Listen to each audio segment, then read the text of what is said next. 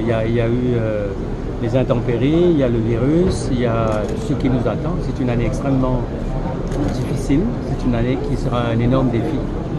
Donc il faut absolument qu'on ait un peuple uni, il faut absolument qu'il y ait un gouvernement qui puisse être à l'écoute du peuple et aussi être, je dirais, à l'écoute de tout ce qui se passe dans le monde.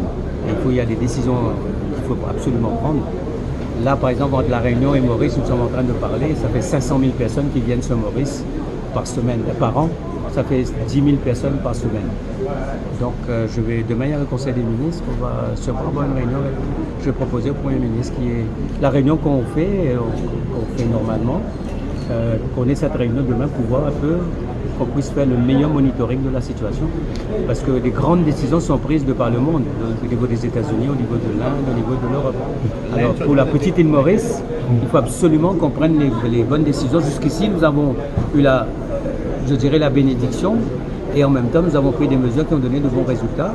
Moi, j'ai demandé aux autorités françaises si on pouvait faire les tests au départ à Charles de Gaulle. Nous sommes en attente. Peut-être qu'il faudra faire certains tests au départ de la Réunion. Il y a un appel pour fermer les frontières mauriciennes. Vous pensez que c'est possible ça? Nous sommes une île, nous sommes trop ouverts. Mais ce qu'on peut faire, par exemple, par rapport à la France et la Réunion, si on peut faire des tests au départ, avant l'embarquement dans l'avion, ce serait une bonne chose. Merci.